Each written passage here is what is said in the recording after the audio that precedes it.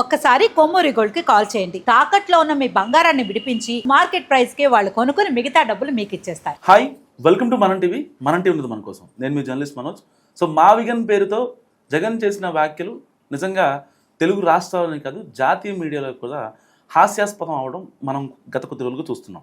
So ఇలాంటి నేపథ్యంలో అమరావతికి చట్టబద్ధత అయిపోయింది. సో రాష్ట్రపతి కూడా ఆమోదం తెలిపారు. మరి అసలు ఈ మావిగన్ పేరుతో ఇంత హాస్యాస్పదం అవుతున్నా ఆ కాన్సెప్ట్ని వైసీపీ ఇంకా ఓన్ చేసుకొని ఇంకా ప్రమోట్ చేయడం వెనక ఉన్న రహస్యం ఏంటి మాట్లాడదాం. మనతో పాటు జాయిన్ అయ్యారు మనం టీవీ స్టూడియోలో ప్రముఖ political analyst and senior journalist Katta Karthik గారు. నమస్కారం కార్తిక్ గారు. ఇంత హాస్యాస్పదం, ఇన్ని ట్రోల్స్, అసలు ఇన్స్టాగ్రామ్ ఓపెన్ చేసినా యూట్యూబ్ ఓపెన్ చేసినా షార్ట్స్ చూస్తే ఫుల్ ట్రోల్స్ అవుతున్నాయి. అయినా సరే వైసీపీ ఆ డ్యామేజ్ కంట్రోల్ చేసుకోకుండా ఇంకా మావిగన్ని ప్రమోట్ చేయడం మనకి రీజన్ ఏంటి? ఇక్కడ రెండు ప్రశ్నలు నువ్వు అడిగింది. ఒకటేమో అమరావతికి చట్టబద్ధత కల్పించబడింది, నేను గెజిట్ వచ్చింది, ఇక అమరావతికి ఆటంకాలు తొలగినట్టేనా అనేది ఒకటి. రెండు, అసలు వైసీపీ ఎందుకు మావిగన్ కాన్సెప్ట్ని అంతగా ప్రమోట్ చేసుకుంటుంది, ప్రజలు నవ్వుకుంటున్నా సరే అనేది రెండోది. సరే, రెండో దానికి సమాధానం చెప్తా. నువ్వు షర్ట్ వేసుకున్నావు, నీ షర్టు బాగలేదని 10 మంది చెప్పారు, పచ్చగించి అసలు అబ్బాయిలు చెప్తే నువ్వేమో అమ్మాయిలు చెప్పారు. రేపటి నుంచి ఏం చేస్తావు? వీరంత వరకు ఆ షర్ట్ని అవాయిడ్ చేసి వేరే షర్ట్స్ వేసుకుని మార్చేస్తా వెంటనే కదా. సహజంగా ఎవడేం చేసేది అదే కదా. అవును, ప్రజలు అంటే 10 మంది నువ్వు బాగలేదు షర్టు అన్నప్పుడు మనం అవాయిడ్ చేయడానికి ట్రై చేస్తాం. పబ్లిక్ లో మనకు ఆమోదం ఉండేలాగా చూసుకోవాలనేది మన ప్రయత్నం ఉంటుంది కదా సహజంగా. ఎగ్జాక్ట్లీ. కానీ వైసీపీ ఎందుకని మావిగన్ కాన్సెప్ట్ ని ప్రజలు నవ్వుకుంటున్నా, విమర్శిస్తున్నా, ట్రోల్స్ గురి చేస్తున్నా దాన్నే పట్టుకుంది అంటే దానికి కారణం ఉంది. జగనేమి వెర్రిగా, మొండిగా, పిచ్చిగా, మూర్ఖంగా ఆ మావిగన్ని పట్టుకున్నాడు అంటే దాని వెనకాల ఘోరమైన స్ట్రాటజీ ఉంది. ఆ స్ట్రాటజీ ఏంటి అంటే, ఇప్పుడు అమరావతి ఏకైక రాజధాని, దానికి చట్టబద్ధత వచ్చింది, ఇక తిరుగులేదు, ఎవరు మార్చలేరు అన్నది కనుక పెట్టుబడిదారులోకి పోయిందనుకో ఏం చేస్తారు? అమరావతిలో పెట్టుబడి పెడతారు. అమరావతిలో పెట్టుబడి పెట్టబడింది అంటే ఆ పెట్టుబడి ఎంప్లాయ్మెంట్ క్రియేట్ చేస్తుందిగా. అమరావతి వైపు మా అందరూ కూడా అంటే అన్ని దారులు కూడా అమరావతి వైపు చూపిస్తాయి అప్పుడు సహజంగానే. సో అమరావతిలో ఇన్కమ్ పెరిగిద్ది, అమరావతిలో డెవలప్మెంట్ కనపడిద్ది, అమరావతిలో జనసాంద్రత కనపడిద్ది, అమరావతిలో బిజినెస్ కనపడిద్ది. టోటల్గా చూసినప్పుడు అమరావతి డెవలప్మెంట్ అనేది కనపడిద్ది. ఇది కనపడినప్పుడు ఇదే రాజధాని అని చెప్పబడుతున్నప్పుడు 2029లో జగన్మోహన్ రెడ్డికి ఎంత డ్యామేజ్? ఘోరమైన డ్యామేజ్. సో అమరావతి డెవలప్మెంట్కి ఇది కావాలంటే ఏం చేయాలి? ఇంకొక ప్రాంతాన్ని రాజధానిగా తను ప్రపోజ్ చేయాలి జగన్మోహన్ రెడ్డి. చేసినప్పుడు ఇంకా జగన్మోహన్ రెడ్డి ఆలోచన మారలేదు. రేపు జగన్ అనుకోకుండా వస్తే మళ్ళీ అమరావతిలో డెవలప్మెంట్ చేయడు, ఆ పక్కన ఉన్న విజయవాడకో, గుంటూరుకో లేదా మచిలీపట్నానికో తీసుకెళ్తాడట. ఏదో మావిగన పేరుతోటి మచిలీపట్నాన్ని, విజయవాడని, గుంటూరుని కలిపి ఒక రాజధానిగా తయారు చేయండి అని ప్రపోజ్ చేస్తున్నాడు కదా, అటువైపు తీసుకెళ్తాడట అన్నది గినక పెట్టుబడిదారులు ఒక భయాన్ని క్రియేట్ చేయగలిగితే, పెట్టుబడిదారుడు ఏంటంటే చంద్రబాబు అంటే ప్రేమ ఉంటుంది. చంద్రబాబు నాయుడు కావాలంటే రూపాయి ఇస్తారు, టీడీపీ కావాలంటే రూపాయి చందా ఇస్తారు. కానీ చంద్రబాబుని నమ్మి 100,000 కోట్ల పెట్టుబడి పెట్టాలంటే జగన్ అనే ఒక భయం ఉంది. ఆ భయానికి పెట్టుబడిదారు సహజంగా పెట్టుబడిదారుడు ఏంటంటే ఒక 100 కోట్ల 1000 కోట్ల పెట్టుబడి పెట్టిన తర్వాత అది అటు ఇటు అయిందంటే వాడి జీవితం తలకిందులు అయిపోయింది. ఎవరు ఆ రిస్క్ తీసుకోలేదు. చంద్రబాబు మీద, టీడీపీ మీద ప్రేమ ఉంటే ఏదైనా చందా ఇవ్వమంటే ఇస్తారు. కానీ పెట్టుబడి పెట్టబడినసరికి వెనక ముందు ఆలోచిస్తారు. మంచిదేనా, పర్మనెంట్ అయినా, ఇక్కడ పెడితే సేఫ్ అయినా అని ఆలోచిస్తారు. సేఫ్ కాదు అని 1% అనిపించిన, సేఫ్ అని 99% అనిపించి సేఫ్ కాదు అని 1% అనిపించినా సరే పెట్టుబడి పెట్టరు. పెట్టుబడిదారుడికి నమ్మకం చాలా ముఖ్యం. సో పెట్టుబడిదారులు అపనమ్మకాన్ని క్రియేట్ చేయాలి, ఒక భయాన్ని క్రియేట్ చేయాలి. భయాన్ని క్రియేట్ చేసినప్పుడు అమరావతిలో పెట్టుబడి రాదు. పెట్టుబడి రాలేదంటే ఎంప్లాయ్మెంట్ క్రియేట్ కాదు. ఎంప్లాయ్మెంట్ క్రియేట్ కాలేదు అంటే జనసాంద్రత రాదు. జనసాంద్రత రాలేదు అంటే ఆ పొలాలుగానే మిగిలిపోతాయి అనేటువంటి, అంటే ఎంత కొంత డెవలప్మెంట్ చూపిస్తారు చంద్రబాబు నాయుడు, కానీ అనుకున్నంతగా రాదు. రేపొద్దున వైసీపీ ఏమయ్యా మలేషియా అన్నావు, సింగపూర్ అన్నావు, ఇంకేదో అన్నావు, ఏది చూపించని జగన్మోహన్ రెడ్డి మళ్ళీ స్టార్ట్ చేస్తాడు. ఇది స్టార్ట్ చేయాలంటే ముందు అమరావతి డెవలప్మెంట్ కాకూడదు అంటే అక్కడ పెట్టుబడి పెట్టే వాళ్ళు భయాన్ని కల్పించాలి. ఇది జగన్మోహన్ రెడ్డి ఫస్ట్ స్ట్రాటజీ. రెండో స్ట్రాటజీ ఏంటంటే, అమరావతి డెవలప్ అవుతుంది, చంద్రబాబు నాయుడు దుస్తంతా అమరావతి మీద పెడుతున్నాడు. Vijayawada already city, Guntur already city, Machilipatnam already city. చూసారా, ఆల్రెడీ సిటీలు అయిన వాటిని చంద్రబాబు నాయుడు వదిలిపెట్టాడు. మిమ్మల్ని పట్టించుకోవట్లేదు. అమరావతి అనేటువంటి ఏరియాని తను ల్యాండ్ ఉంది కాబట్టి, తన అనుకున్న వాళ్ళ ల్యాండ్ ఉంది కాబట్టి అక్కడ డెవలప్మెంట్ చేసుకోవడం కోసం ఈ నగరాలన్నీ వదిలేశాడు. ఈ నగరాలను నిర్లక్ష్యం చేస్తున్నాడు, డెవలప్మెంట్ అంతా ఒక చోటే కేంద్రీకరిస్తున్నాడు అని ఈ జనాలకి అమరావతి ప్రజలకి మధ్య చిచ్చు పెట్టడం.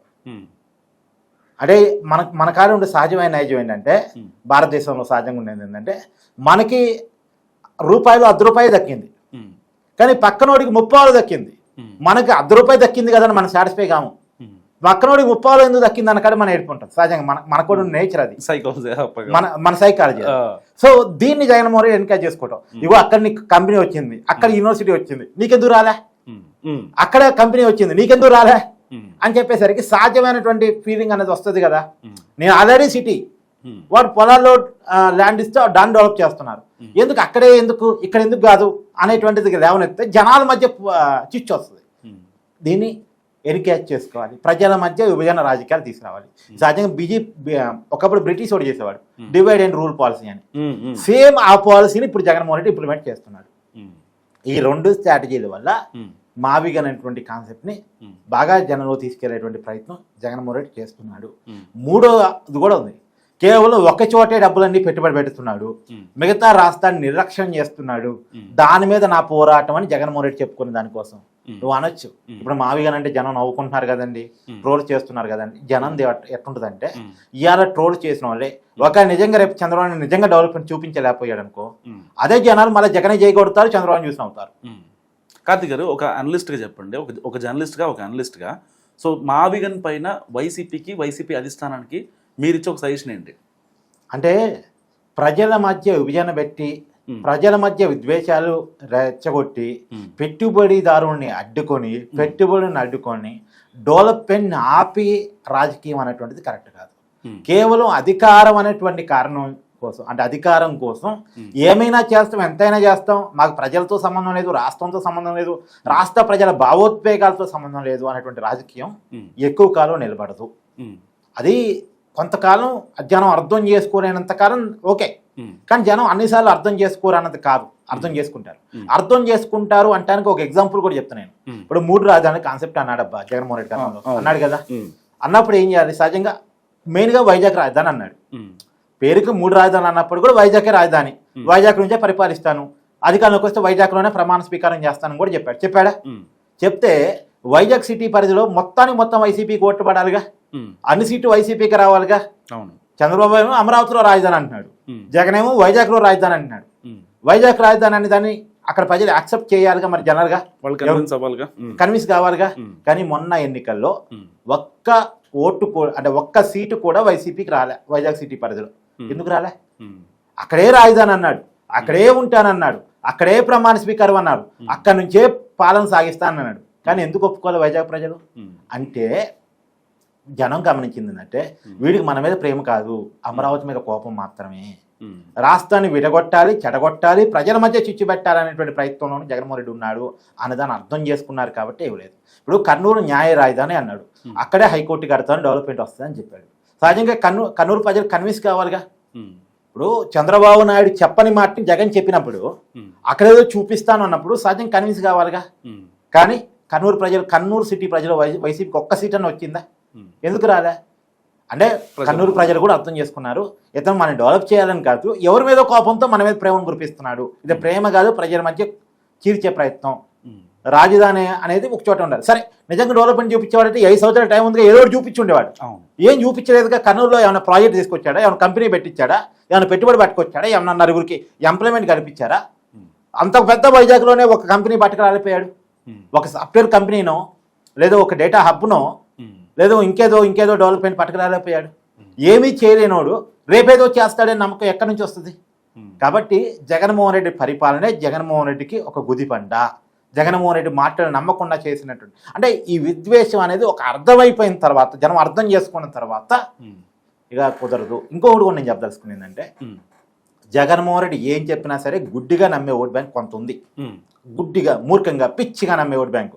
ఇలా 3 రాజధానులు అంటే 3 రాజధానులు, మావిగన్ అంటే మావిగన్, లేదు ఇంకొక తోవిగన్ అంటే తోవిగన్, ఏదంటే అది, లంగోట అంటే లంగోట, ఇంకోటి అంటే ఇంకోటి, ఏదంటే దాన్ని జైకొట్టేటువంటి కొంతమంది సపరేట్ ఓట్ బ్యాంకు వైసీపీకి ఉంది.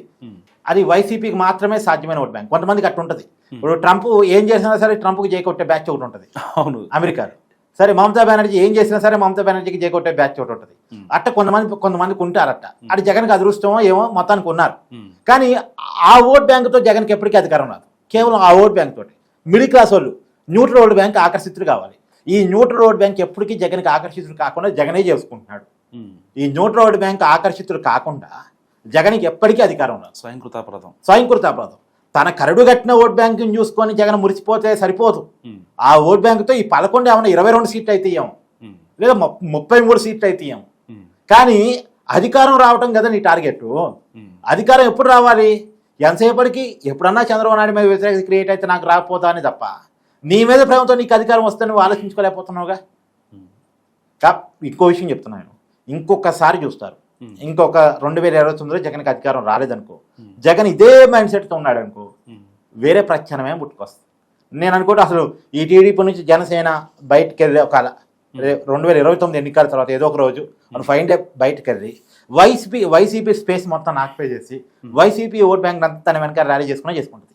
లేదు అసలు వీళ్ళు కలిసే ఉన్నారంటే షర్మిల ఏమైనా పికప్ అయ్యి కాంగ్రెస్ పికప్ అయ్యి ఈ వైసీపీ ఓట్ బ్యాంక్ అంతా ఒకప్పుడు కాంగ్రెస్ ఓట్ బ్యాంక్ కాబట్టి కాంగ్రెస్ ఏమైనా పికప్ అయ్యింది. ఏదో ఒక ఆల్టర్నేటివ్ వస్తుంది.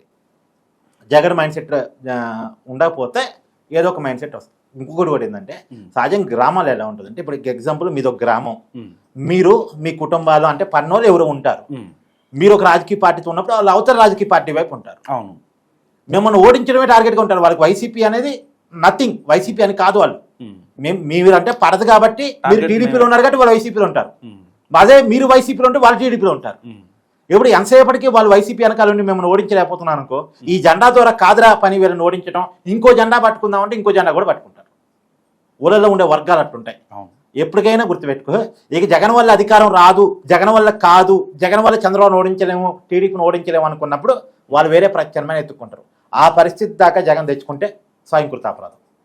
థ్యాంక్ యూ కార్తిక్ గారు. సో ఇది కార్తిక్ గారు అనాలిసిస్. మీరేమనుకుంటున్నారో మా వీకెండ్ వైసీపీ కొత్త కాన్సెప్ట్ గురించి మస్ట్గా కామెంట్ చేయండి. చూస్తూనే ఉండండి మన టీవీ.